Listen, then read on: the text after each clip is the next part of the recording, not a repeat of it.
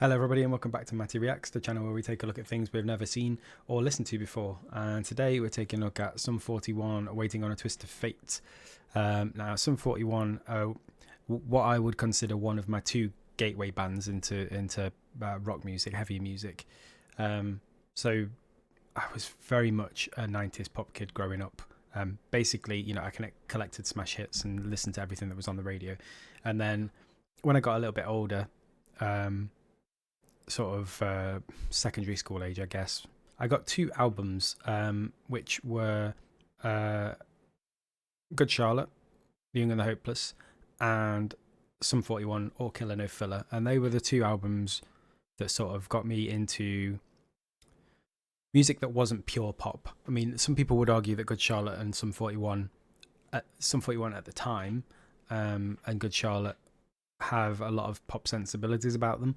But obviously they're pop punk rather than just pop. So they were sort of my gateway into finding that music that was a little bit heavier and wasn't just radio friendly pop. So yeah, my history with listening to Sum 41 goes back quite a long way. To what was All Killer No Filler was like 2001, 2002, something like that.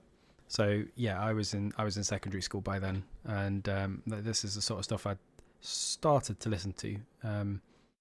So I like a lot of Sum 41's music, mostly the singles, mostly their earlier stuff. I didn't really listen to them too much until I didn't really listen to some of their more recent stuff until the sort of campaign for this album came about, because I know that this album that they're currently promoting is their last album. They've already announced that they're breaking up after this album. They're doing this album and a tour to support it, and then that is it. They're calling it a day, and I am keeping my eye firmly on those ticket websites because I'd love to go and see them. And I've been told that, or I've read that it's a 2 CD album, and 1 CD is going to be sort of pop punk bangers that they were sort of known for earlier in their career, and then the other album is going to be a more metal inspired album, which is kind of what they turned to a bit later on in their career, as they went away from the sort of the happy pop punk sort of stuff they did earlier in their career. So far I've heard Landmines, which I really liked. Rise Up, that's the one. Yeah, that's the one on the plane, isn't it? I really enjoyed that as well. So I'm hoping that this is going to be another bop. I'm thinking by the fact that we've opened up... Well, you won't see it yet. Let me jump across, actually.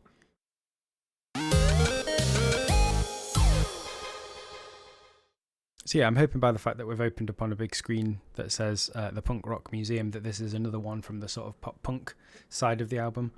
And I hope it's got the same sort of energy as the first two. Because, like I say, really, really incredible energy in the first two. Landmines went straight on my playlist, and Rise Up I really enjoyed as well. So let's see how Waiting on a Twist of Fate goes.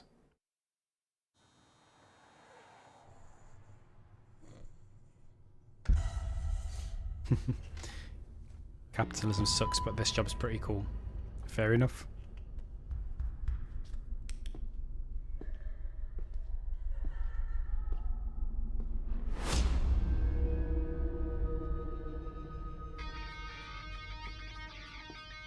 Oh yes, this sounds good to me.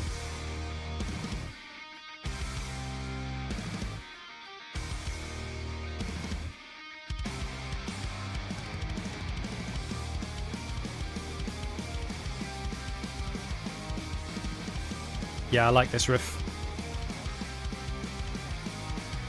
Before we get into it, is this punk rock museum that they're filming in a real place? And where is it? If so, let me know down below. I'd be interested in going there. I'm presuming it's in America. So if I ever go over to America and I'm anywhere near it, it'd be quite cool to visit.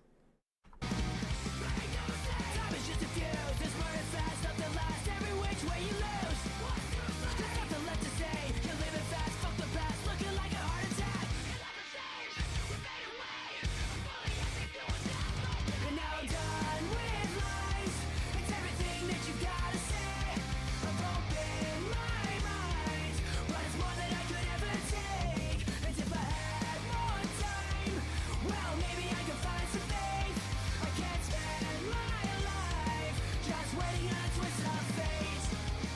Yeah, it sounds like a good mix between their early stuff and the sort of middle stuff that I didn't really listen to too much. Like you can tell there's metal influences on it, for some of the instrumentation and stuff. But yeah, it sounds very much like something that could have been on one of their first two albums as well. So yeah, I think they're going the right way for me. Yeah.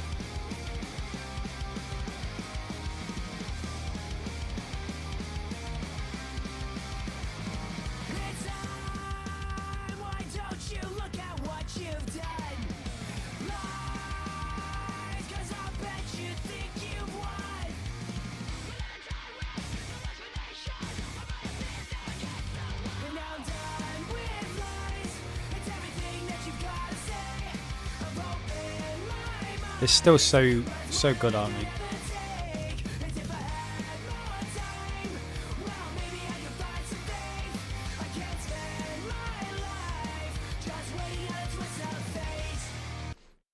And to say how long they've been around as well, they they don't look particularly like they're aging badly, do they? They still look relatively youthful for saying they've been around for so long. It's a shame. I think they could have carried on, but I guess they decided that they've I don't know, maybe they've run out of things to say, or maybe they've just decided they've been doing it long enough and they want to spend time with friends and family now. Because I know people in other bands are saying that they it's a very tough job in terms of it takes you away from the people you love more than you want. Maybe that's what they've decided. And I know Derek's obviously had some struggles in the past, and maybe touring doesn't help with those things. It's a shame they can't continue to make some music without touring though. But I suppose that's where the money is though, isn't it? Is in the touring these days.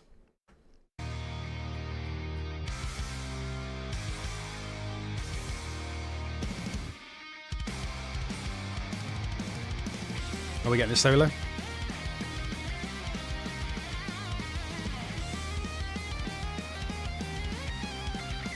Oh yes.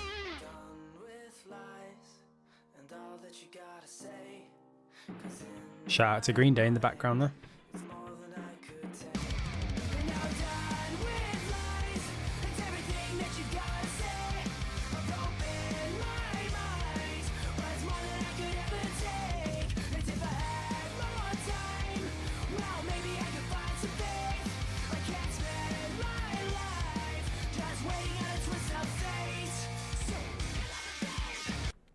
I think as well, Landmines definitely, Rise Up less so, but Landmines felt like them talking about their situation. It was talking a lot about looking back, and this kind of seems to be more like I can't do this forever kind of song. So maybe their album is going to be quite heavily based around their thinking and their decision making in terms of calling it quits as a band. Which could be an interesting album. I don't know if you call it a concept album or just the album's just been inspired by it. But if that's the direction they go, it'd be very interesting. I don't think the whole 2 CD album would be able to be about that, because that'd be a lot of songs about deciding to not be a band anymore. But maybe they could make that journey to deciding that one of the albums. I mean, it sounds like the pop punk side might be to do with that kind of thing. It'd be interesting.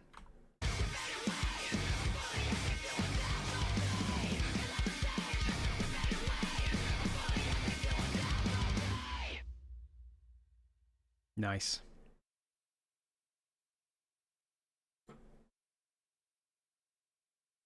Yeah, I think I still prefer Landmines. I think Landmines is catchier.